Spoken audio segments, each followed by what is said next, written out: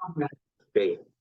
So let's pray muna. Dakila at mahabaging Ama, narito ngayon kami umaga na nagpapatuloy ng kapasalamat sa iyo sa mga mensahe namin narinig, sa mga exhortation, sa mga inspiration, sa message kanina ni Brother Felix, sa maikling mensahe na yon. At naituloy, Panginoon, kung saan ay makita, Panginoon, na ang pananampalataya na walang gawa ay patay. At ito ay tinatawag na intellectual faith. Kaya narito kami, Panginoon, na makita namin ang sukat ng aming mga pananampalataya. Makita namin ang kahalagaan ng understanding at revelation ng iyong mga salita. Kaya salamat sa iyo, Lord, sa umagang ito, sa message na ito, nawa ay matuloy kang magayag sa amin at kahabagan mo kami. In your mighty name, in the name of Lord Jesus Christ, we pray. Amen, amen. Okay, let's start dito sa paragraph 3. Okay. We think of one time we're aliens. Tayo ay mga aliens. Before conversion yan, bago natin makilala ang Panginoon. Amen. Tayo ay tinatawag ng mga aliens. Hindi yung aliens na science, ano? Tayo ay cut off from God without mercy. And Christ died in our stead. Imbis na tayo, si Diyos, ang Diyos, si Kristo, ang siyang namatay doon sa Calvary. Na kung saan siya yung innocent, the innocent for guilty. And now we are the sons and daughters of God, and it does not yet appear what we shall be. Wala pa. Hinihintay natin yun eh. Ano ba yung gusto nating mangyari? Bakit gusto natin siyang mag-appear? Kasi nga, meron tinatawag na body change. Katulad ng kanyang katawan nung siya ay magpakita doon sa tinatawag na first resurrection. Amen? Tayo pa lang ay sons and daughters of God, pero itong katawan natin ay still nag-groaning pa rin. Kaya nga, it does not yet appear what we shall be. But we know, alam natin, na itong katawan natin, okay, and it does not yet appear what we shall be, but we know we'll have a body like His own glorious body. Kung si Jesus ay yung kanyang body ay nag-glorified, o glorious body, tayo din naman, alam natin na darating ang time kapag dumating ang Panginoon sa kanyang pangalawang pagbabalik, ay magkakaroon tayo ng body change, glorified body. Pero sa ngayon ay wala pa. Okay? Pero tayo ay tinatawag na natin na sons and daughters of God. For we shall see Him as He is, free from sickness. Diba? Kapag nag-glorified na ang katawan mo, tulad kay Kristo, free from sickness, free from pain. That glorious day of redemption is coming. So yan ang inihintay ng lahat, lalo end time. Diba? Lahat ng mga end time churches, inihintay na talaga nila yan.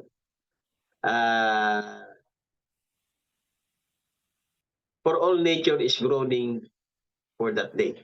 Amen? Kaya nga, lahat ng nature, maging itong ating katawan ay nag-groan. Lalo kapag meron kang sakit. Amen? Scroll up.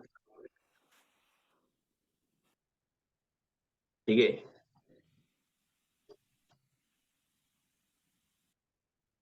Sige, tuloy lang. Pipili na lang tayo. Huwag natin na ano. Okay, now. Stop. Sa 6. Sa 6, yan. Sa 6. Okay, now. Healing can only come through faith. Okay, ang title natin ay Healing and what, kung ano yung sickness. Yan yung title eh. Kaya ito yung tinatalakay, di ba, na ang healing ay darating sa pamagitan ng pananampalataya. Ang tawag diyan, healing faith. Okay? Enough faith for healing. Dahil kung wala kang enough faith for healing, how much more yung madalas nating binabanggit na rapturing faith. Tama? Rapturing faith tayo ng rapturing faith. Tapos, yung enough faith for healing, wala tayo. Tama? Kapag may sakit, ano gagawin natin? Diba? Takbo tayo dito, hospital tayo, pa-doktor, inom tayo ng mga gamot. Tama? Ganun ang ginagawa natin kahit ako. Diba? Nagpa-check up, niresetahan ng doktor. Amen. At natapos ko yung 7 days na medication doon sa ah, gamot na yon, yung 7 days, yung para antibacterial yata yon, antibiotics, no? Pero inuubo pa rin. Kaya sabi ng anak ko, "Pa-check up ka uli." Ayoko na. Amen. So kailangan tayo magkaroon ng enough healing for faith. At gusto kong i-testimony din 'yan, no? Yung enough faith for healing. Meron kaming aso, no, na babae, si Sandra ang pangalan niya, at siya ay naoperahan, no? Naoperahan sa matris, tinanggal yung matris niya para hindi na siya magkaanak kasi nga nagsilang na siya, no? So para hindi na ulit siya magkaanak, ma-enjoy niya na yung buhay niya. Maikli na kasi buhay ng aso, eh. 'Di ba yung mga female dog ay nakakaawa yan kapagka taon-taon, twice, meron pa 3 beses nanganganak yung aso dahil binibreed nila. Okay? Ginagawa nila yan doon sa mga aso na may mga breeds. Yung mga female dog, talagang hangga't maaari, twice o thrice a year, nanganganak yun. Tapos tatawagin nilang dog lover. Ang totoo niyan, hindi dog lover yun. Once na yung aso mo, di ba, binreed mo ng breed, twice a year, ay nanganganak sila, tapos ibebenta mo yung mga aso na yon. Hindi dog lover yun. Ang tawag ng businessman. Amen? Kaya ako, hindi ko gusto yon. Kaya sa amin, yung aso na si Sandra ay ano namin para hindi na siya uli magkaanak. Dahil mahirap pagka magkakaanak sa uli, amen, ay dadami yung aso. Amen? Kaya nung siya ay naoperahan, mga kapatid, hindi naging maganda yung operasyon niya. Paglipas ng mga ilang buwan, imbis na hindi na siya nireregla, ay nagdi-discharge pa rin siya ng dugo at may nana. So, nung binalik namin, pina-check up namin ay ngayon na nga, ay gusto uling buksan uli, titingnan uli kung ano yung problema, bakit dinudugo pa rin at nagkakaroon ng nana, nagdi-discharge ng nana. At hanggang sa dumating ang time ay lumalala yung di-discharge ng nana doon sa kanyang ari, no? Lumalabas yung nana. At dumating ang time na pinabet pa yan, na-stay pa yan ng ilang araw doon sa vet. Amen, na hindi pa naging maganda yung naging kalagayan niya doon dahil yung vet na yung ospital na para sa mga aso ay hindi totoo talagang ospital sa aso. Amen? Then dinala talaga namin doon sa ospital talaga ng mga aso dito rin sa Antipolo, at nung chinek up siya ng doktor, sabi ng doktor sa kanya, kailangan siyang maoperahan uli. Dahil pag hindi, patuloy pang magnanaya, mamamatay na yung aso. So nung tinanong kung magkano na yung operasyon, sabi ng doktor ay gagastos ka ng 30,000. Kasi pag hindi na operahan, mamamatay. So yun yung sinabi sa akin ni Anika nung nakausap siya ng doktor, nung chinek yung aso, kasi nandun din ako. At kaya doon, right there and then, doon sa ospital na yon, ay pinag-pray ko si Sandra na hindi mo na kailangan ng operasyon, at pinag-pray ko siya na siya ay pagagalangin ng Panginoon. Inuwi namin siya at ang ginawa ko ay inalagaan na namin siya ng mabuti at pinagkatiwala ko sa Panginoon yung kagalingan ni Sandra. Amen. Ngayon si Sandra ay malusog na at very healthy na aso ngayon, no? Wala na yung kanyang pagdi-discharge ng nana. Amen, dahil sinampalatayahan ko na si Sandra ay kahit aso ay pagagalingin ng Panginoon. So yun ang tinatawag na enough faith for healing. Pagkatiwalaan mo. Actually, may mga time pa na nagdi-discharge pa rin, eh. 'Di ba? Kaya nagwo-worry pa rin yung anak ko na nagdi-discharge. Sabi ko, magaling na yan. Pinag-pray ko na yan. Pinag-pray ko pa doon sa ospital, eh. Doon mismo sa ospital na sabi ng doktor na kailangan operahan dahil mamamatay. Doon ko siya pinag-pray. Sabi ko, magaling na yan. sampalatayahan mo. Kaya yan ay gumaling na siya at siya ay healthy dog na siya ngayon. Isang happy and healthy dog si Sandra ngayon. At hindi na siya naoperahan muli. Kasi pagka inoperahan muli, bukod sa gastos, kawawa yung aso. Di ba? 2 beses mo bubutasin yung kanyang tiyan para galawin yung mga bituka. Kaya sinampalatayahan ko yan, na may buong pananampalataya, na hindi na kailangang operahan pa, siya ay magpapatuloy na mabubuhay. Kaya ngayon, si Sandra ay healthy and happy dog ngayon, na nasa Pasig ngayon. Ano? So yan yung sinatawag na dapat meron kang enough faith for healing. Kaya sabi dito, healing can only come through faith. Amen? But in your faith, individual faith, hindi faith ng ibang tao. No, Pastor, pag-pray mo ako. Tama yun na tawag sa pastor, pag-pray ka. Pero kung gumaling ka man, hindi yung faith ng pastor. Yun ay faith mo. Amen? Now, healing can only come through faith. Not in my faith, hindi faith ni Buddy Banham, but in your faith, the individual faith. I might have faith in Jesus to save. There's been many does not have faith to be saved. Marami, wala silang faith para maligtas sila. You cannot be saved until we have faith. Amen? Hindi ka magkakaroon ng kaligtasan kung wala kang faith. I have faith in healing.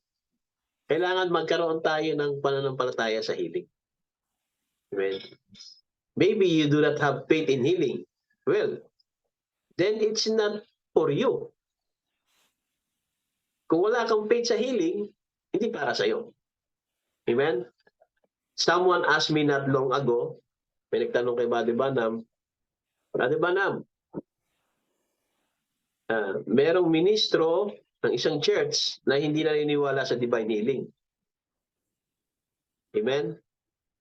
Kaya sabi niya, sige, ayan nga ito pa, scroll up. Para, yan, sa 7. But the minister said to me, Brother Banham, ito yung sinabi ng minister sa kanya kasi nga hindi naniniwala sa divine healing eh.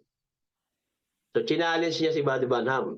Sabi niya, Brother Banham, if God has met you and give you that to pray for the sick. Kasi sabi ni Brother Banham, binigyan siya ng commission ng Diyos. Kinausap siya ng Diyos at binigyan siya ng commission na manalangin na may sakit at sila'y gagaling. Eh hindi naniniwala yung ministro na yan.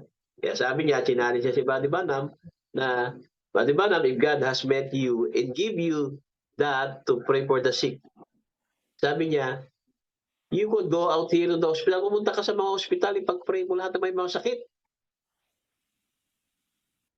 All you sick people, rise up, bumangon kayo. Tinutuyuan niya si Brother Banham eh. Punta ka sa hospital, Brother Banham, sabihin mo sa kanya lahat kayong may mga sakit dyan sa hospital na yan. Kung talagang tunay kang pinadala ng Panginoon. Now, hindi naman ito nagalit si Buddy Banham o hindi sabi ni Buddy Banham, well, brother, were you called of God to preach the gospel to saving of the saving grace of Christ? Si Buddy Banham na nagtanong doon sa lalaki, sa preacher. Ikaw ay tinawag ng Diyos para mangaral ng kanyang salita, para maligtas sila sa biyaya ni Kristo? Sabi niya doon sa preacher. Sagot ng preacher, ng minister, he said, I was. Then, pinalo up question ni Buddy Banham. Sabi niya, I said then now, you go down here to the salon, pumunta ka doon sa salon, tell all those drunk people, sabihin mo doon sa mga lasing ng mga tao, come and follow me. You all be saved. Siya naman ngayon yung dinner Buddy Banham. Taas mo pa. Ang sagot ng minister, I could. Magagawa ko yan kung maniliwala sila. At sumagot agad si Buddy Banham, so could I, if they would believe me. Tama? Kasi challenge niya si Buddy Banham, kung ikaw talaga ay sugo ng Diyos para ipanalangin ang mga sakit, bakit hindi ka pumunta sa ospital at sabihan mo sila na sila ay magaling na. Di ba? Ang ginawa ni Buddy Banam, binalik sa kanya yung tanong, o di ba ikaw ay nangangaral ng gospel ng Diyos para sila ay makapasok sa kaligtasan at sa biyaya ni Kristo? Yes. O bakit hindi ka pumunta doon sa mga lasinggero para sila ay maligtas? Ang sagot ng ministro, kung maniniwala sila sa akin. Sagot ni Buddy Banam, kung maniniwala din sila sa akin, gagaling sila. Kaya nga, sabi niya, faith, kailangan magkaroon ka ng faith sa healing. Amen? Magkaroon ka ng pananampalataya sa healing. Amen? Kaya, yan yung tinatawag na enough faith for healing. Amen? Kaya sa palatayahan mo, yung kagalingan. Na kahit meron ka pang mga symptoms na nararamdaman, kahit masakit pa yung paa mo, kahit meron ka pang pain na nararamdaman, sa palatayahan mo, yung kagalingan. Maniwala ka. Amen? Yan daw yung faith for healing. So there it is. If you believe, it's only by faith we believe. Now, signs and wonders are done. Tapos na yung mga signs and wonders.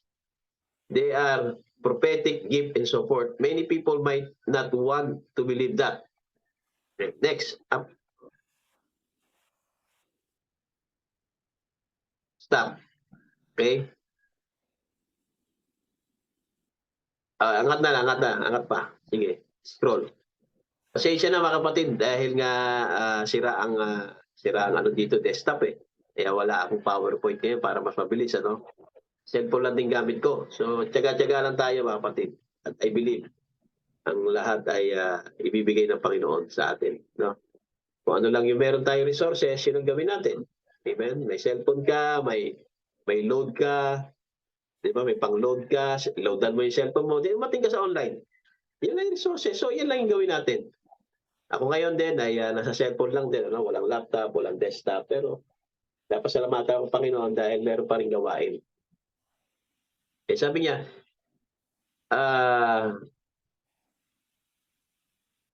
sabi dito rin ba, di ba, sa 9, the ministry and so forth, they come over and over things. But yet, I feel like it's my duty to the people. And now some of them, yung iba daw, that makes them have to hold over a little while. Kailangan pa mag-antay pa. Yung iba kasi gusto nila ipag-pray kagad. Amen? Yung iba naiinip Brother Felix. Gusto na kasi nila yung pray kagad sila. Kasi ba, di ba, hindi naman kagad siya nag-healing service. Kailangan muna niyang mag-preach. Hinihintay niya pa mga kapatid, yung anointing din. Hinihintay niya pa yung Panginoon. Kasi kailangan, meron mo ng discernment bago niya ipag-pray. Kailangan meron mo ng tinatawag na vision. Amen. Meron mo ng sasabihin ng Panginoon sa kanya. Meron mo ng discernment. Kaya, nagdadaos muna siya mga kapatid ng preaching of the word. Bago siya magpalinya na may mga sakit at para ipag-pray. Eh yung iba, gusto nila ipag-pray kagad. Yung iba naiinip. Sabi niya, some of them that makes them have to hold over a little while. I'm sorry to have to do that. Mag-iintay talaga muna sila matapos yung sermon. But I would rather you hold over just a little while, stay longer in the meeting and really get healed. That to run through something and not know what you're doing. Go out and then you be criticizing the meeting so forth. Kaya yung iba, naiinip, aalis sila, i-criticize nila yung meeting ni Buddy Banham. Kasi nga gusto nila gumaling kagad. Gusto nila ipag-pray kagad sila. Gusto nila lang mapatunayan kung talagang si Buddy Banham merong gift of healing. Gusto nila mapatunayan si Buddy Banham talagang a man sent from God. Kaya gusto nila, pagpunta nila doon, ipag-pray sila at hihintay nila kung gagaling sila. Kaya yung iba, naiinip sila dahil daldal pa ng daldal si Buddy Banham, nag-preach pa si Buddy Banham, umaalis sila din, nag-criticize sila. Hindi naman totoo yun na merong divine healing dyan. Diba? Eh sabi niya, if you were down here at Mayo's Clinic, kung pupunta kayo doon kay Mayo's Clinic, kilala yan, Mayo's Clinic na yan sa tanong ni Buddy Banham. Amen? If you were down here at Mayo's Clinic here, or Psychiatrists or some of them, they hold to you stay there a month. Sasabihin nila, oh, kailangan mag-stay ka muna ng ilang buwan, nagamutan, i-check up kita, o obserbahan kita, di ba, sa mga doktor? Tama? O, punta ka sa doktor, mag-aantay ka. Kahit ako, di mag-aantay ako. Papasok ako doon sa clinic, then magre-register ako, hihintayin ko yung pangalan ko na mag-appear doon sa screen. Mag-aantay talaga ako.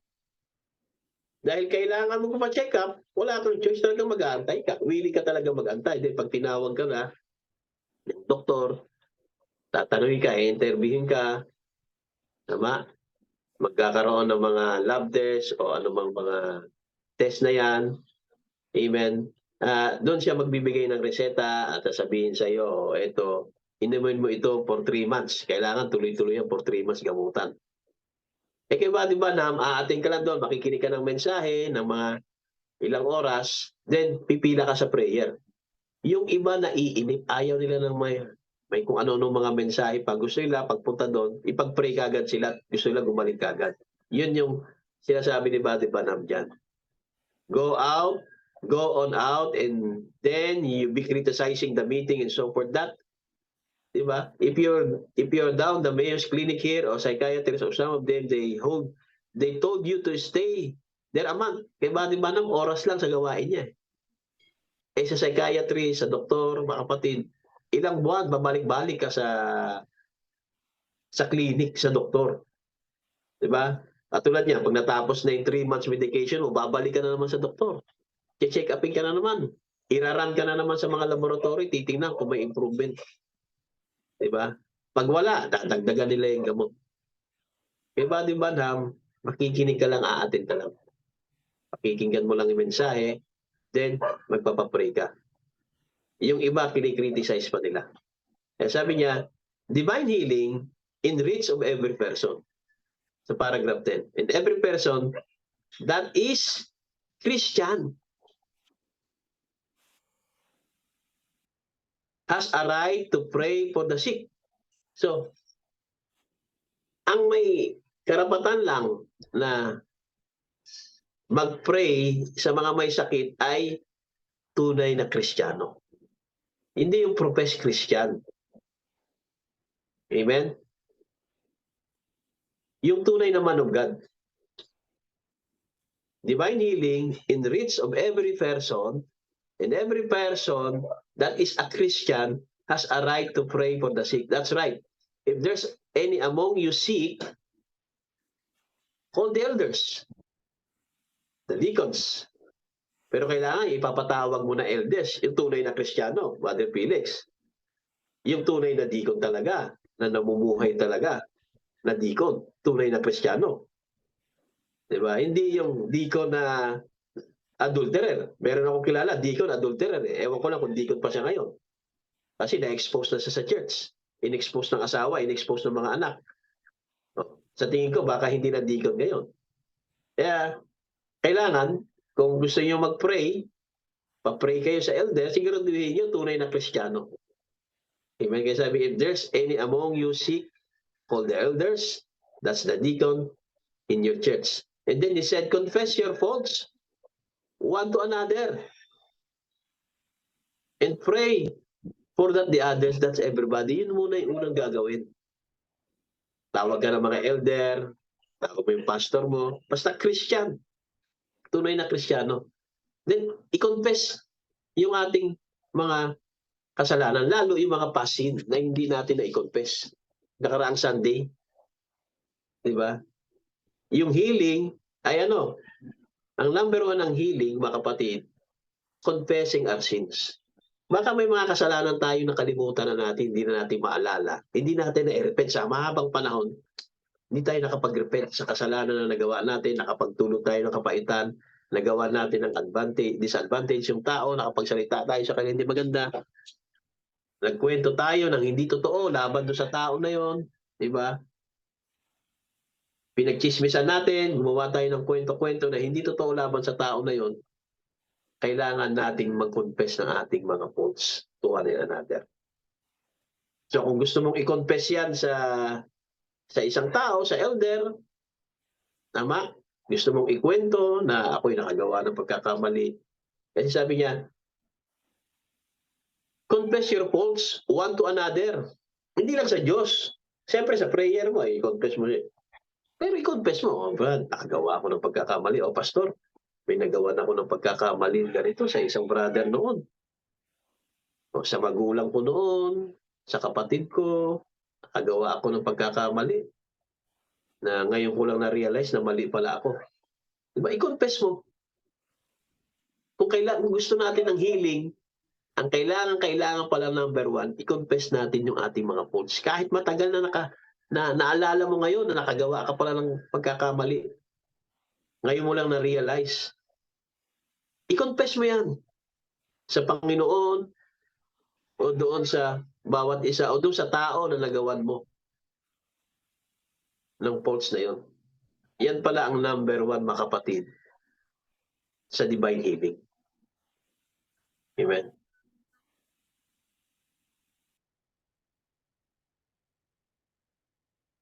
Tuloy natin. Sabi dito, and as any man, any person, you don't have to wait till some divine healing service comes. Huwag nyo nang hintayin daw na, ay, magpapa-pray ako sa church sa linggo. Pag nagkaroon ng tinatawag na divine healing sa church at nagpapila si pastor na tumayo sa pulpito at ipag-pray mga sakit, huwag mo nang hintayin yun.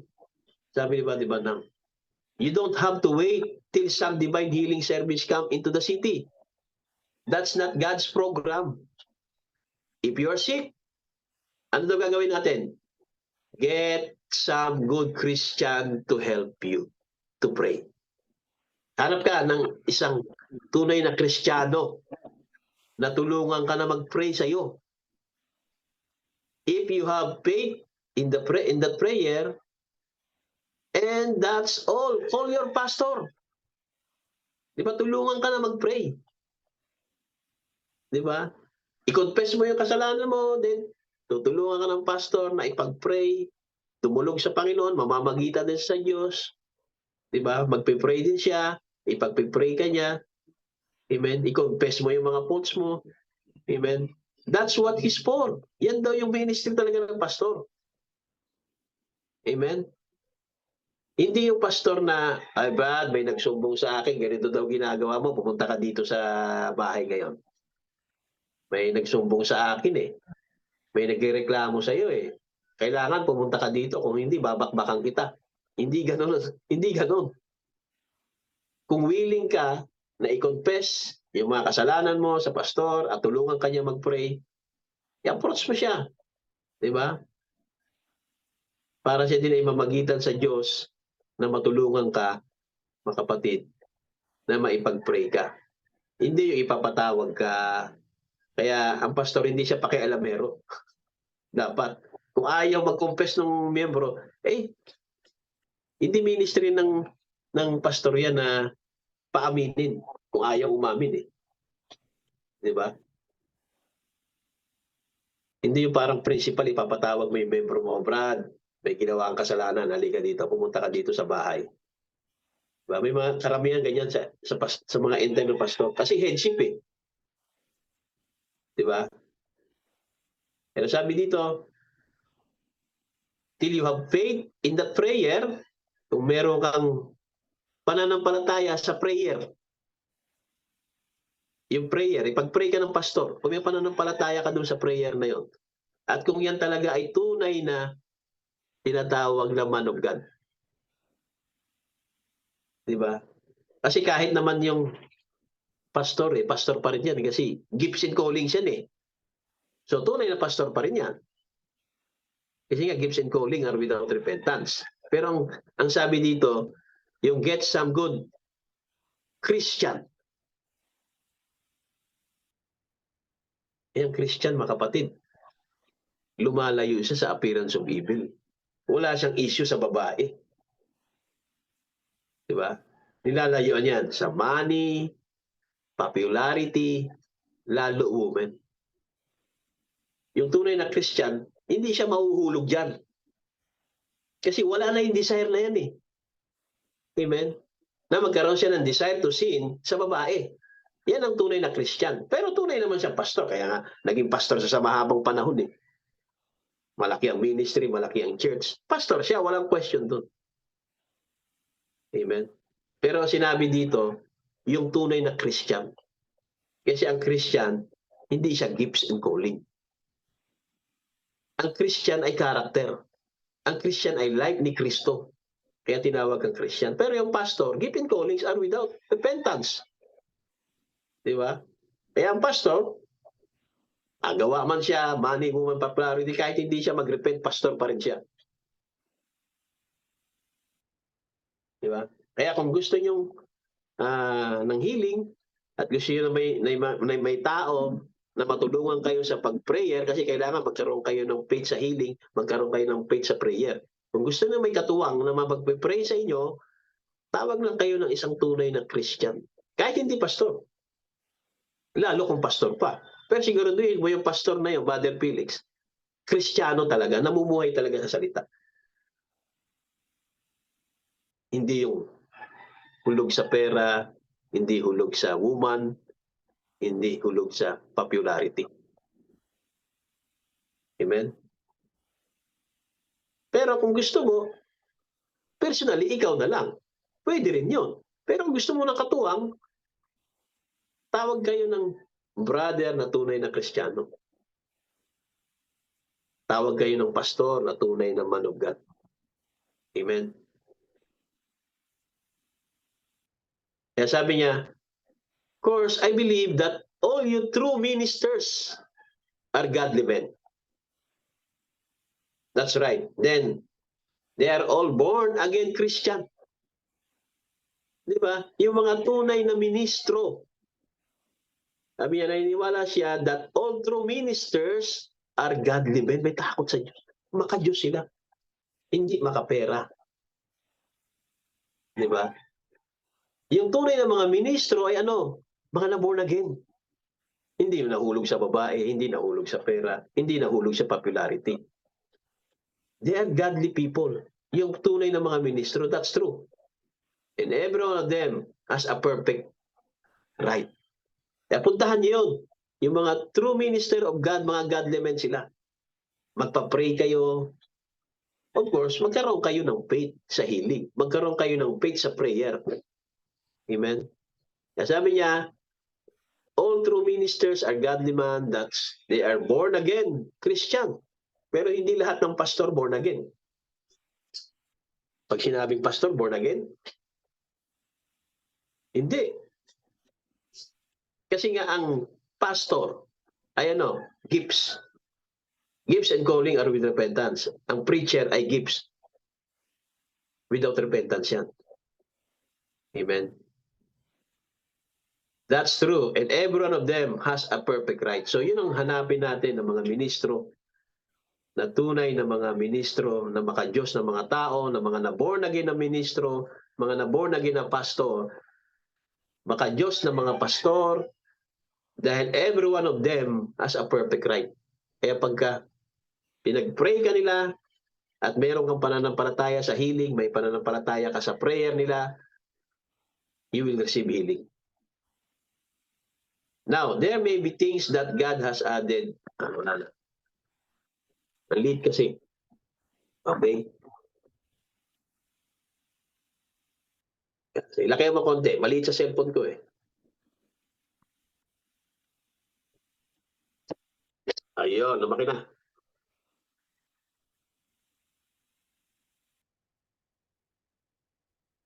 Ayan, okay. Now, there may be things that God has added to the church which stimulate faith. But now, when I'm gone, pag wala ng propeta, ano daw? Healing isn't gone. Hindi mawawala yung healing. Kahit mawala na yung propeta, healing out to be more than it was before we come here. That's the purpose, is to get the people in their mind in the spirit of later days. The later days. Taas. Sige, taas. I-skip na natin yan. Yan. Okay. I-skip na yan, sige skip na, sige taas, taas. Para ano na.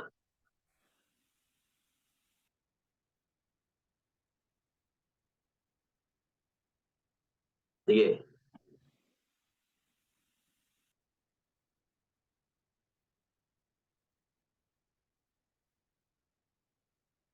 Okay, yan na, yan na, yan na. Balik, balik, baba, baba. Okay, yan, sige na, yeah, okay. Taas pa, taas, taas.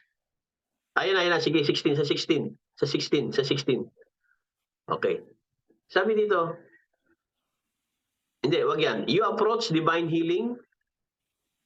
Now, you approach divine healing. Yan. Yan. Now, you approach divine healing. The first thing,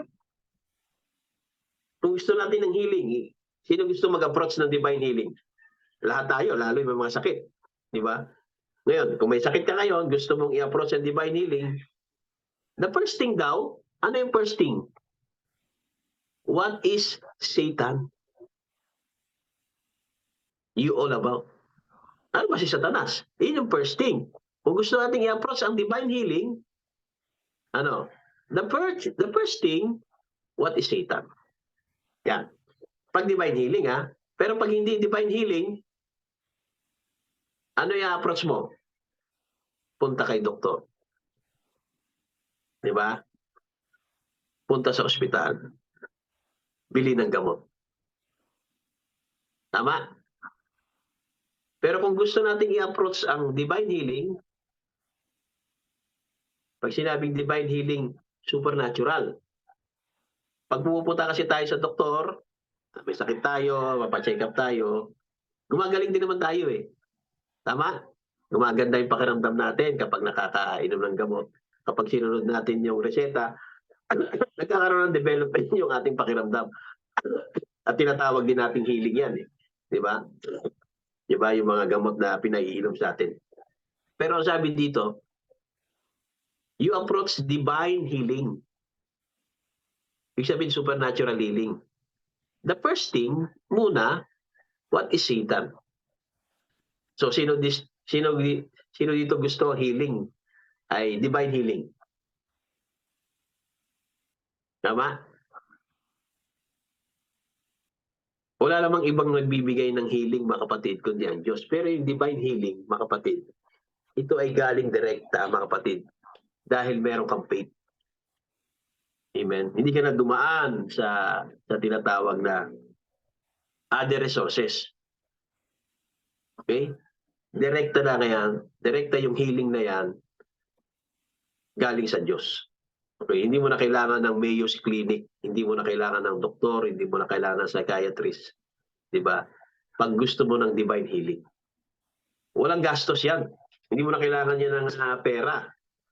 Pag divine healing talaga ang approach na gusto natin, ang first thing lang daw gagawin natin, mga kapatid, ay hindi yung kailangan ko ng pampacheck up. Kailangan ko ng pambiling gamot. Diba yan yung iniisip natin eh. Pag wala kang card, di ba? Hindi libre yung check-up, hindi libre yung laboratory kasi wala kang tinatawag na health card eh. So iisipin mo pa yung papa-check up, iisipin mo pa yung pambili ng gamot. Tama? Pagka may health card ka naman, hindi mo na iisipin yun. Hindi mo na rin iisipin na divine healing. Di ba? Kasi easy na lang eh. Di ba naranasan natin yan? Tama? Dahil may health card ka, hindi na natin iniisip yung divine healing.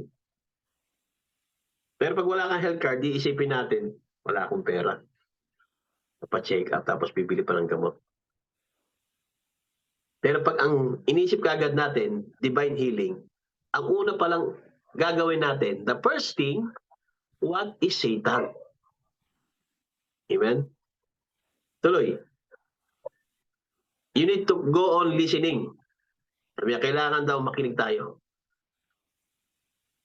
Sabi niya, I have his voice sitting there. If you are in the back almost as large I am, just seem like it's been yesterday, I hope.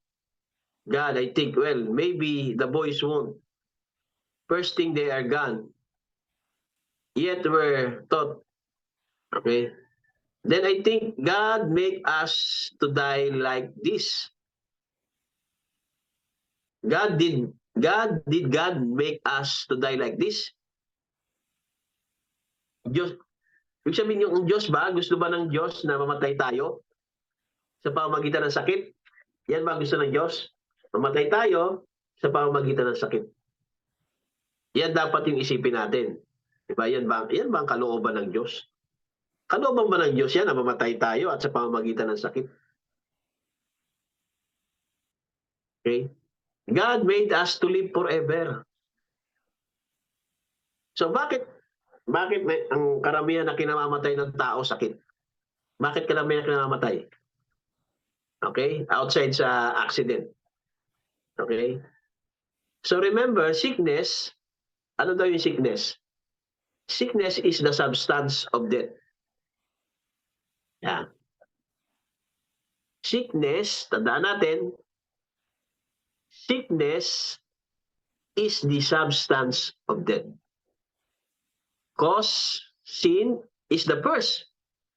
Kaya nagkakasakit tayo, ang una talaga dyan ay sin. And that's why sabi sa kanila, divine healing, kailangan natin ano kailangan kapag may sakit? Mag-repent. Humingi ng tawad. Magsabi ng mga faults to one another. Amen? Dahil ang substance daw ng sickness ay death. At ang cause niyan ay yung sin. Ang sin, ang kasalanan, ang nagdala ng sickness.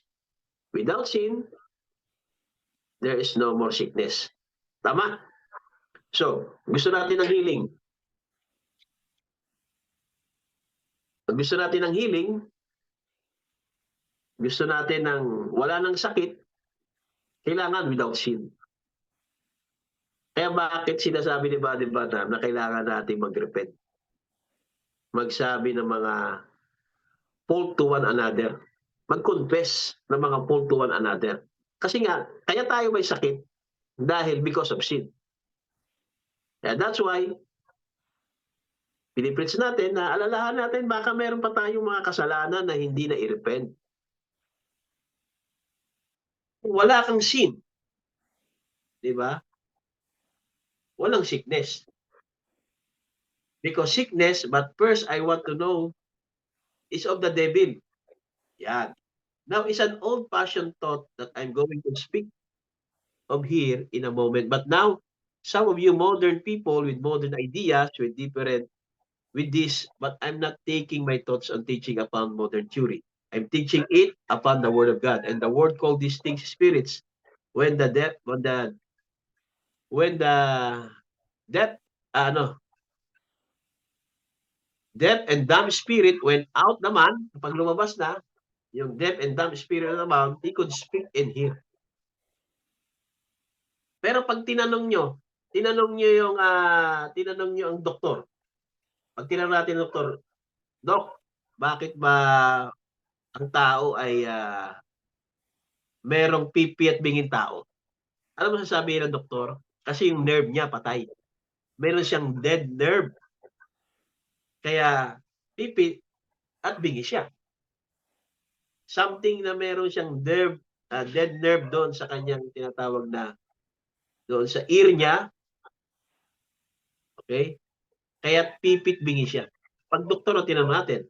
Diba? Pero sabi ni Buddy Banham, tingnan nyo, when the deaf and dumb spirit went out, spirit hindi nerve. Kapag yung espiritu ng pagkabingi at pagkapipi ay lumabas sa tao, ano na mangyayari sa tao? He could speak and hear. Makakapagsalita siya at makakarinig niya. That's right? Is that right? Naniniwala kayo? Kapag yung espiritu ng pagkapipi at bingi ng isang tao, kapag lumabas yan sa tao, makakapagsalita yan at maririnig ka niya. Pero sasabihin ng doktor, the doctor says that his nerves died in his ears. Kaya siya bingi. Amen? Yan ang sasabihin mga kapatid ng doktor. Kaya siya naging bingi dahil may patay nga siya na nerves doon sa kanyang tenga. Kaya siya ay pipit bingi. Like this man over there on the other side of the platform is deaf. As a deaf. What does that? Why? The nerves never died all over him. Why? The nerves just died in his ears or made him deaf. Well, that makes the deafness like that. Why? Did the nerve die? Patay ba talaga yung nerve? Kaya yung kaya yung tao na yun ay kaya yung tao na yun ay bingi. Now, a doctor can only work upon what can see or feel. Yan. Tandaan natin lagi ito mga kapatid kapag pumupunta tayo sa doktor. Amen? Ang doktor, sabi ni Buddy Banham, a doctor can only work upon what can he see or feel. Kung ano yung nakikita niya at kung ano, doon nagre-rely ang mga doktor. Doon sila nag-work. Kung ano yung nakikita nila, di ba?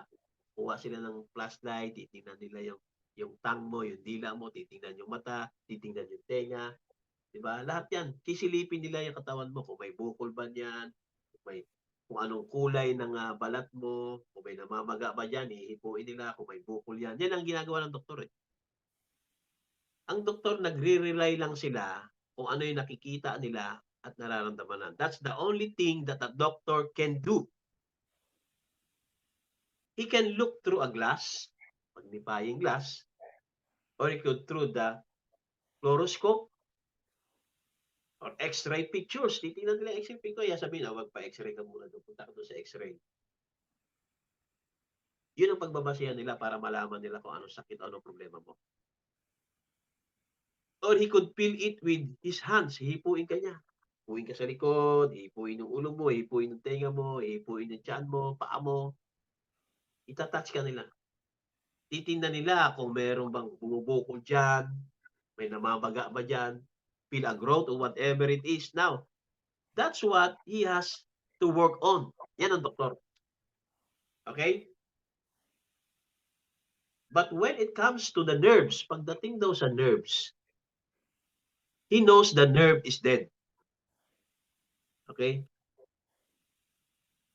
Alam niya, pagdating daw sa mga nerves, ano ba sa Tagalog ng nerves? Ano sa Tagalog ng nerves? Ugat? Tama?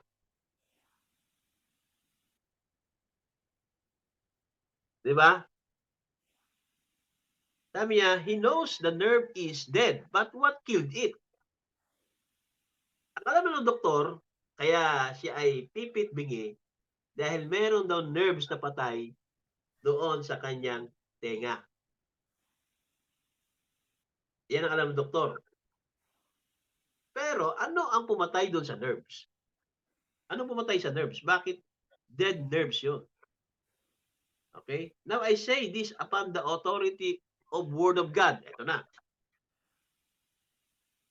Kaya daw dead nerves yon dahil may pumatay sa nerves. Okay? Ngayon, ano yung pumatay sa nerves? Kaya bakit tinawag ng doktor na dead nerves? It was a spirit which cannot be seen. Merong espiritu doon sa nerves, kaya yung nerves ay na-dead. Kaya tinawag ng doktor na dead nerves. Yun ang cause, bakit namatay yung nerves o dead nerves. Amen? Dahil merong espiritu doon na nandoon na hindi nakikita ng doktor. Hindi nakikita ng microscope, stethoscope, o anumang scope yan. O anumang mga tinatawag na image yan, di ba? Anumang mga equipment yan, hindi makikita yan kasi spirit yan eh. Tama? Hindi yan makikita ng x-ray, hindi yan makikita ng anumang tinatawag na machine, image machine. And if you people for a night or two will bear with me, or then the other people come in you, encourage them. Diba? Now watch closely. Here's my hand. Ito daw yung kamay niya. I'm going to put a transparent band around it. I say like that. Say like that. Why? My hand would begin to come dead. Circulation cut. Lalagyan niya ng goma. Tama?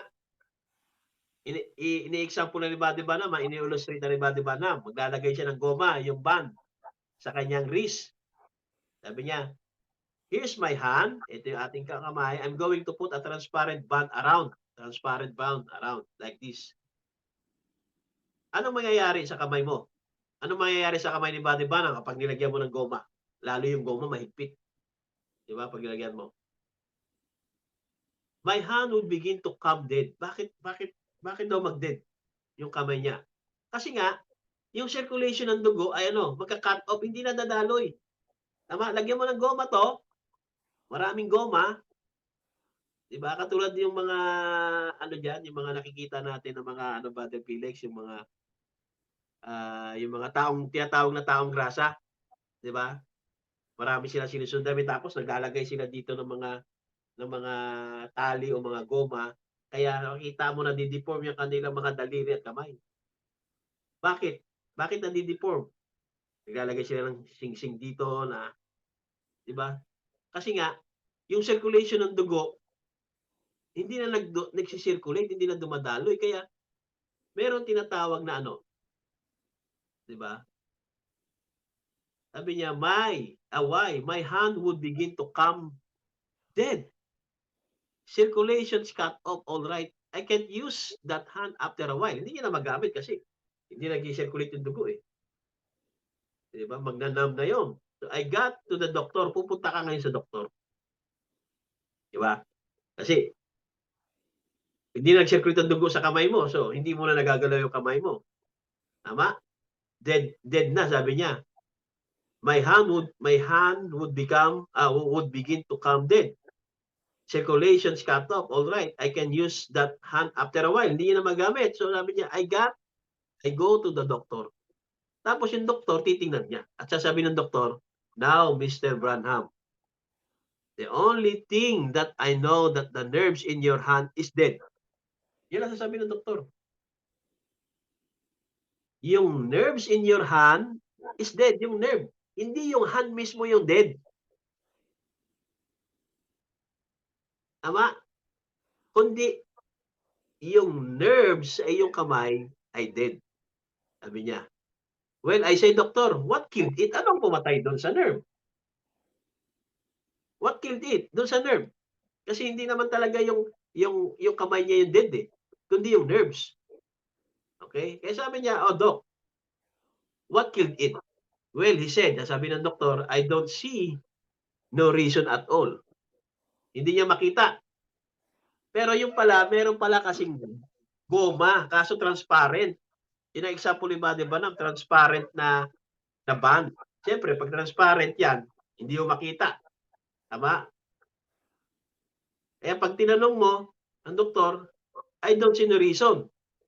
Pero kung nakikita niya yung transparent na band, kaya pala nagkaganyan yung kamay mo dahil may goma pala na transparent. Ayan, no? Kaya in-example niya lang yon na kunwari, nilagyan mo ng transparent na band. Kaya nung pumunta ka sa doktor, I don't see any reason at all. Why? I look, it just goes up so far. It's dead. I don't know something what happened. Basta ang alam mo ng doktor, patay na yung nerve doon sa kamay mo. Diba? So merong cause bakit namatay yung nerves dahil doon sa transparent band na nilagay. At yun ay yung tinatawag na espiritu. Kasi hindi nakikita yung espiritu. Yung transparent band. Kaya patay yung nerves doon sa hands. Hindi nakikita ng doktor yung espiritu ng pagkabingi at espiritu ng pagkapipi. Hindi naman nakikita ng doktor yun eh. Ang nakikita niya lang, merong patay na nerves. Pero yung transparent band, hindi makikita yun. Kasi espiritu yun. Kaya ang una daw natin titignan, bakit may sakit? What is Satan?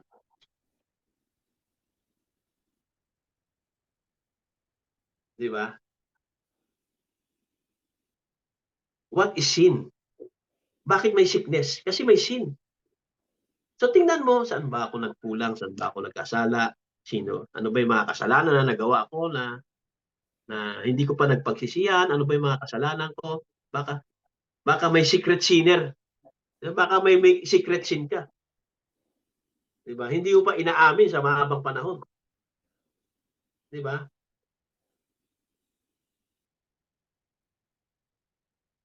Kaya nga sabi kay Job baka secret sinner ka, Job. Kasi possible 'yun. Pero hindi secret sinner si Job, Talagang ah,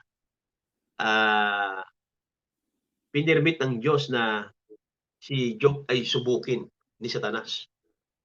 Pero hindi ang Diyos ang sumubok kay Job. Kaya huwag nating isipin na sinusubok ako ng Diyos ngayon, kaya ako nagkakasakit, kaya ako naghihirap, kaya may sakit ako kasi sinusubok ako ng Diyos. Hindi. Si Satanas ang sumubok kay Job.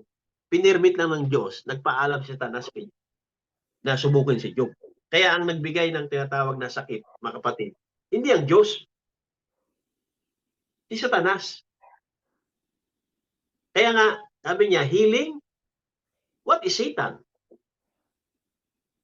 Sin, bakit may sickness? Dahil may sin. Kaya nga ang kailangan natin, mga kapatid, kapag may sakit tayo, unahin pala nating isipin, ano yung nagawa kong kasalanan? Ano yung nagawa kong kasalanan sa Diyos? Ano yung mga nade-disobey ko sa Diyos? Yung hindi pagsunod. Lord, sinusubok kami sa financial. Baka may disobeying tayo. Hindi natin binibigay yung para sa Diyos. Kaya nga dapat, gaya ng exhortation ni Brother Felix, alam natin kung anong priority natin kapag may blessing tayo. Meron tayong priority. Hindi priority natin, bibili ako ng bagong cellphone. Sumweldo ako, may blessing ako dumating, bibili ako ng ganito. Hindi. Pupunta ako sa ganito. Magkakapi-kapi kami, magagadaring. Kaya iset natin kung anong priority natin. Amen? Kaya kailangan natin, kapag meron kayong mga sakit, sickness and disease, isipin natin ano ba yung pagsalangsang nagawa ko. Mag-isip na kagad tayo. Lord, ano ba yung nagawa kong kasalanan? Ipaunawa mo sa akin, Panginoon. Ipa-realize mo sa akin, Lord, kung ano yung nagawa kong kasalanan. Kasi bakit tayo may sickness? Bakit may disease? Because of sin. Kaya kailangan natin anong kailangan? Repentance. Yun ang healing. Amen?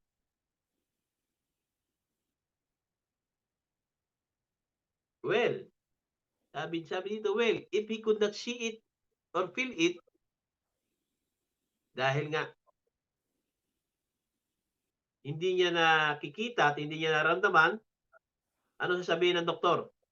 Ipa-amputate na natin yan. Di ba? Hindi niya naman nakikita yung sakit Nakikita niya yung symptoms. Nakikita niya namamaga o kinakain na. Kinakain na, Brad. Diba, lalo yung mga malala na yung diabetes, yung nagsugat-sugat na, kinakain na yung kinakain na lang bacteria yung flesh mo, Brad. Diba, kaya yung ginawa doon sa bayaw ko, wala na, yung kinakain na ng bacteria, dahil may diabetes siya, kinakain na yung bacteria, patay na yung mga skin mo, yung mga ugat mo, wala na, kinain na ng bacteria. Diba? Putulin na natin yan, kaya pinutol. Yan ang lagi sasabihin ng doktor. Kung ano yung nakikita nila at nararamdaman nila. Pero hindi nila nakikita yung espiritu na nandoon sa katawan mo. Na nakadwell doon sa cell. Tuloy natin. Well, the nerve just don't operate beyond this line. They just died from here. But the hands dead. What's happened? Now, I'm going to take that like the ear of a person. Diba? Kunin daw natin, okay? Katulad dun sa tenga ng isang tao, yung mata niya, or whatever it may be, any part of the body. To my thought of this and to I believe the Bible doctrine, Satan's bound the thing there. And there it has no circulation now. If I take this band off there, kung aalisin niya daw, yung ano yung band na nilagay, okay? Yung transparent band. I do not amputate the finger and so forth. Tama? Kung makita lang ng doktor yung band na yon, yung espiritu na yon na nandoon mga kapatid, doon sa daliri, sa paa o sa kamay na yon, yung doktor hindi niya papuputol yung daliri, hindi niya papuputol yung paa mo. Kasi alam niya, kaya namatay yung nerve dahil merong pumatay. Hindi nag-circulate dahil merong pumatay, dahil merong tinatawag na transparent band. Yung espiritu ni Satanas. Okay? But here's the main thing. You can find the cure and you have to find the cause. Okay? Malalaman mo daw yung cure kapag nalaman mo yung cause. Eh yung doktor hindi niya alam yung cause eh. Hindi niya naman alam ang cause. Tama?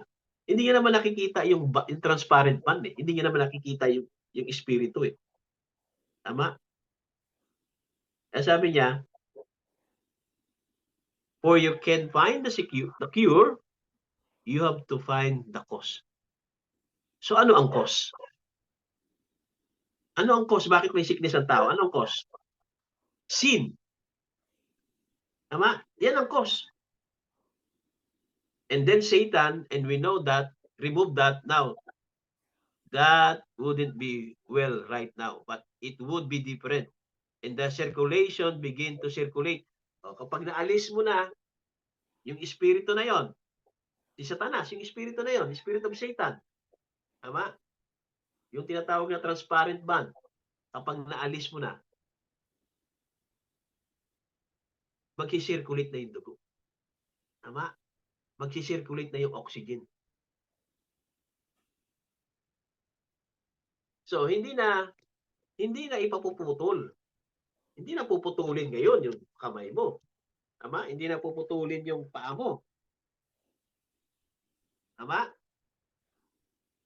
Kasi naalis na mga kapatid, yung espiritu na nandoon, bakit hindi nagsisirculate?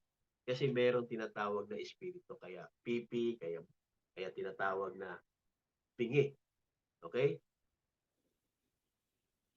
20. Sa 20. Scroll up. Yan. Now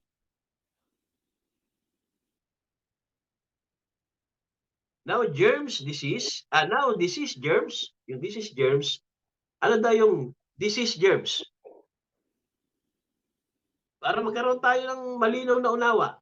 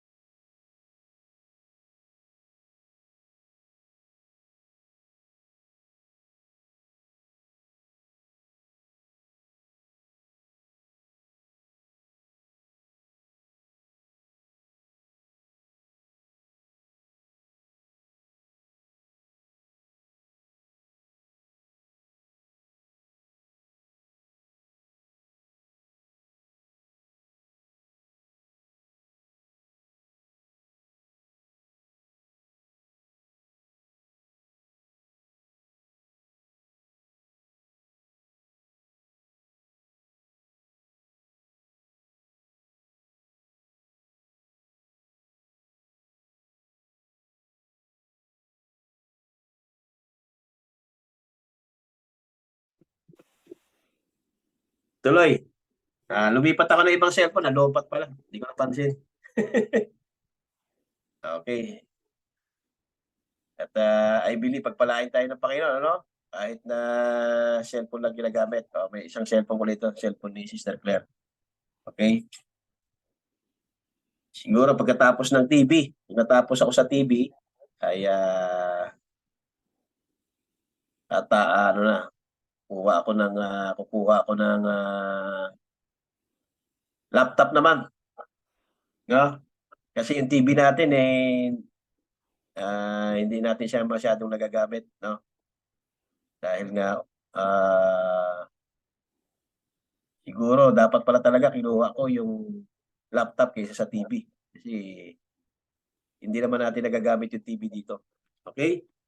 So, but anyway, di pa rin naman ako nagkamali ng kuha.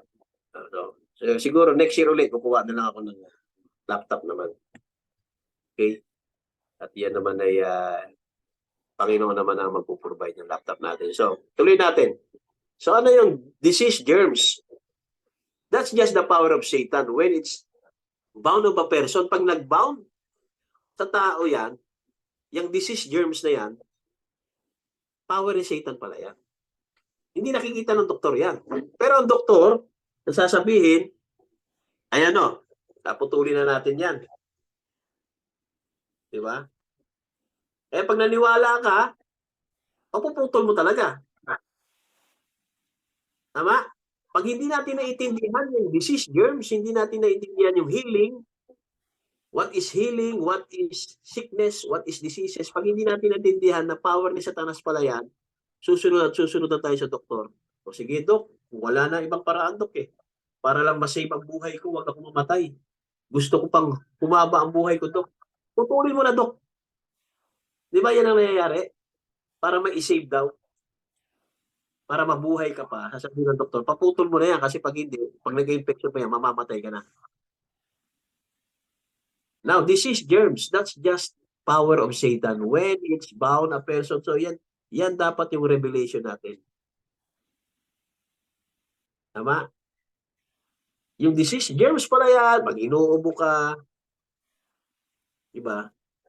Huwag natin kaagad isipin, ay, pupunta ako sa doktor. Dok, bigyan mo nga ako ng antibiotics. Tapos babalik ka na naman, hindi effective yung antibiotics mo, Dok Yung matapang na antibiotics, parang gumaling na ako sa doktor. This is germs, just the power of Satan. When it's bound a person.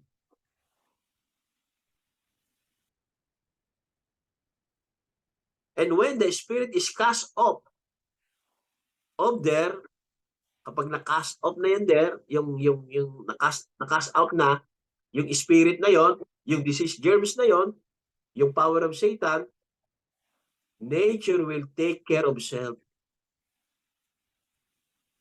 The person will go to hearing, makakarinig na siya pag na-cast out na yung spirit ng pagkabingi. Makakarinig na yung person. Whatever it's wrong. Kung siya man ay tinatawag na pipi, kapag na-cast out yung espiritu ng pagka-dam, makakarinig na siya. Sabi niya, in my work for my master, yung Diyos yun, I deal with spirits altogether. Nothing natural. Kaya yung mga sakit daw na dinidil ni Badi Banam, yung mga pinagpipray niya, nothing natural. It's altogether spirits. Cancer, tuberculosis, diabetes, o lahat pa ng tis, arthritis. Sabihin niya lahat ng may tis. Tonsillitis, TB, tuberculosis, lahat yan mga kapatid, sabi ni Badi Banam, I deal with spirits altogether. Nothing natural. It's altogether spirit. So yan pala yung sickness and diseases. What is sickness and diseases? Yan pala yun. Hindi natural. It's altogether spirits. And dear friends, I have to face this at the judgment bar.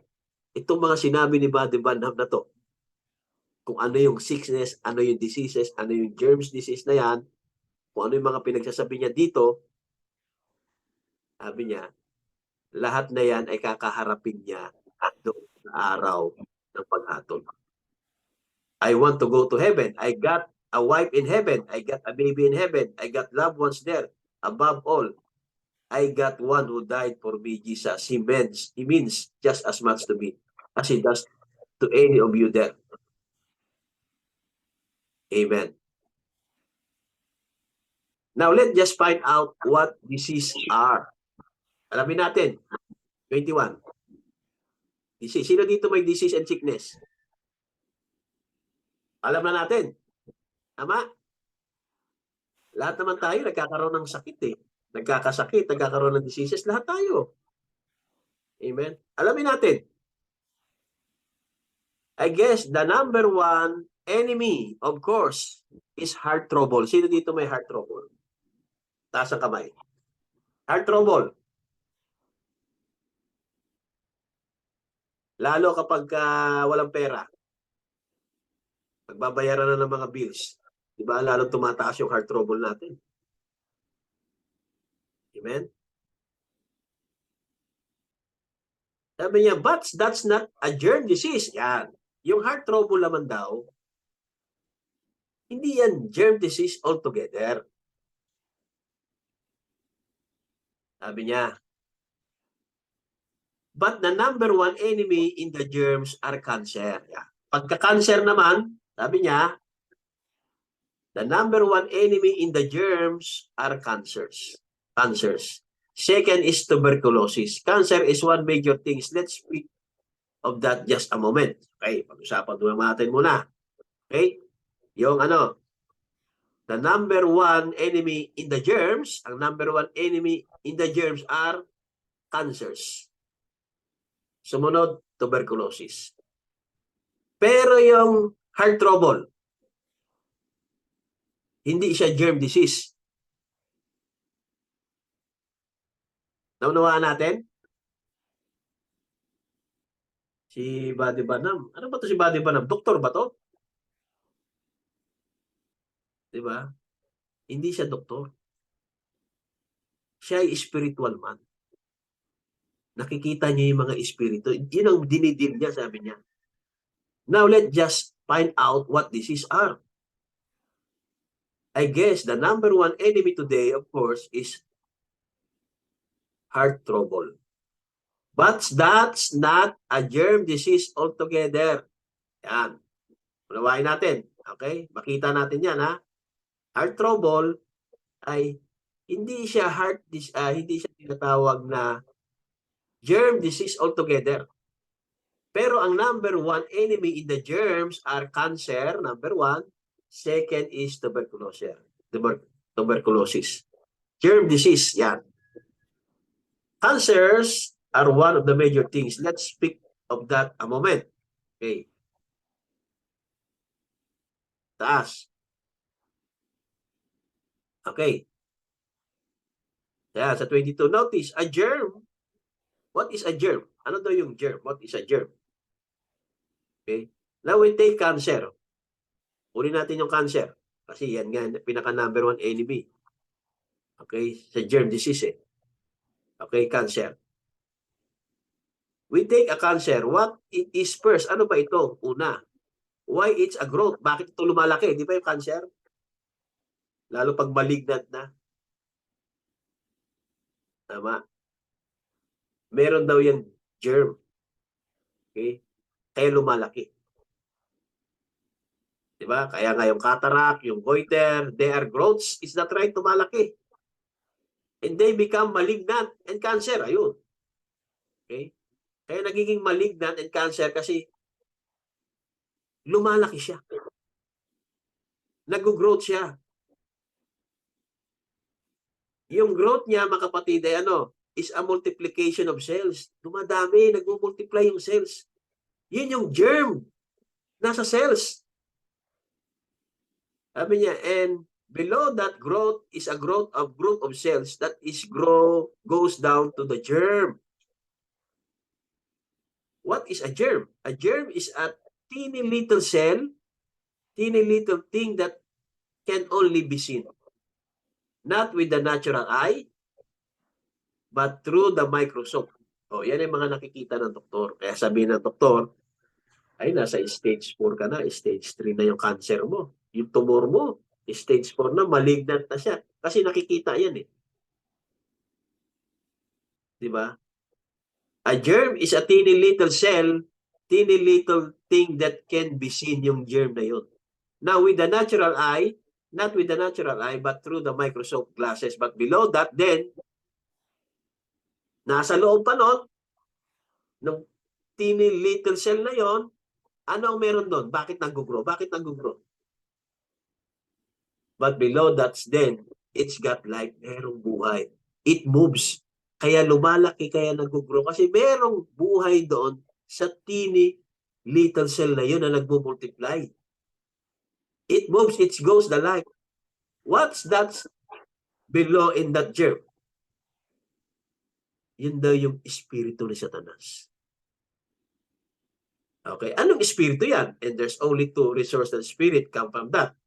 Either from God or the devil. At walang iba, yun yung espiritu ng devil. Kaya meron mga germs and disease. Hindi naman pwedeng espiritu ng Diyos yun. Diba? There's no halfway between them. There's no halfway Christian. Did you ever see a drunk sober man? Did you ever see a black white bird? You never see a sinner saint. You're neither a Christian and you're a sinner. That's what like about you. Okay? Hindi pwedeng sinner saints. Okay? If you are born again, if I'm born a human, I'm a human. When you are born again Christian, you are Christian. So kung tayo ay Christian, mga kapatid, yung mga germ disease na yan, mga kapatid, ika-cast out yan. Amen. Sa pamamagitan ng pananampalataya at panalangin.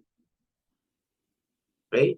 Cancer, tuberculosis, mga germ disease. At below that, espiritu ni Satanas. Now, the germ, let me just take this a little further. Do you realize that came from a little one germ? Diba? You come from one germ that was a time when you was nothing. Hindi ka pa sinisilang. Nasa germ pa tayo ng other, tinatawag na mga father ng male. Okay? The germ of life comes from the male sex. We know that. Kaya hindi galing sa female sex yung germ of life. Okay? Here, for instance, we can have just like spring birds. Yung mga ibon make their nest and they lay their eggs. An old mother bird could make her nest and lay it full of eggs. She could not lay the nest full of eggs without being with the male. Tama, hindi naman siya maglilay ng eggs kung walang male. Okay? She could lay that nest full of eggs without being with the male bird too. She could get on them and warm the eggs and over them and stay there till she got so poor, till she could not get of the nest and not one of those eggs would hatch. They would lay right there and rot in the nest because they haven't been with the male. She hasn't been with the male bird. And therefore, they are not fertile. Pag wala talaga ng male bird, hindi sila magpifertile. Men, tuloy. That reminds me a whole of these old former churches. Itinipon niya ngayon sa spiritual, yung mga cold formal churches. Diba? You just hug them around, eto na.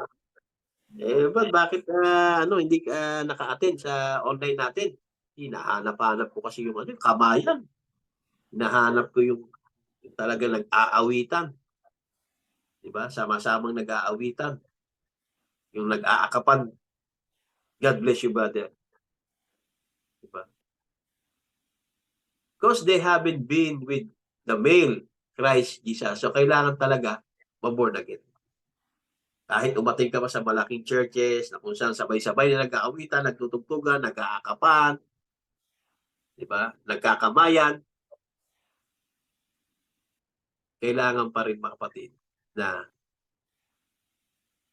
magkaroon ng tinatawag na male si Christ. Kailangan ma-born again. Amen? That we need today is a good old-fashioned cleaning out and getting right with God. That exactly. Kailangan merong old-fashioned cleaning. Ano i-clean sa atin? Yung mga, yung mga ano? Ano i-clean sa atin? Yung sin. Yung sins. Yung mga kasalanan natin. Amen? To bring back people back to a living faith of God. Dare to say it's right or it's wrong. God grant a day when men and women will be what we claim to be. Amen? See, God foreordained that. The way with the reason we believe that Jesus was of a virgin birth, you hear a lot of all of God's churches are concerning about. Yan yung sinasabi kanina ni Brother Felix. May mga Christian, lalo yung mga Christian Science na hindi sila naniniwala sa virgin birth. Hindi rin sila naniniwala sa divinity ni Jesus Christ. Na, sabi niya, look, I believe Mary was a virgin. She know nothing about any man but Jehovah God. Ito yung sinasya kayo ni Brother Felix. But Jehovah God overshadowed her and created in her womb a blood cell. Nag-overshadow ang Diyos, yung Father, Jehovah God, doon sa womb ni Mary at nag-create siya ng blood cell, which was by himself a created power. Okay? So merong creation, mga kapatid, ng blood cell. Yung blood cell. Okay? Created blood cell. So ang kinreate doon sa womb ni Mary, blood cell. At yun daw yon, which was by himself a created power. And from that blood cell came the man. Yung flesh, Christ Jesus. Okay? Hindi sinabi, and from that blood cell came the God. Tama? And from that blood cell came the man. Ang tinutukoy doon naman, yung blood cell. Tama? Yung blood cell na kinreate. Yung Diyos, yung nag-create ng blood cell. Tama? Pero yung blood cell, yun yung flesh na isinilang. Kaya sinabi dito, blood cell came the man Christ Jesus. Pero yung nakadwell doon sa flesh, yun yung God. Amen? And he was the blood of his father by a virgin birth. The blood cell that I'm preaching about tonight that both save us and heals, the unadulterated blood of the Son of God. Yung blood cell na yun, mga kapatid, na kinreate ng Diyos ay unadulterated blood of the Son of God, si Jesus Christ. Tuloy. Tapos na ata to. Iyon, tapos na nga. God bless you all. So I hope, so stop na natin yung recording.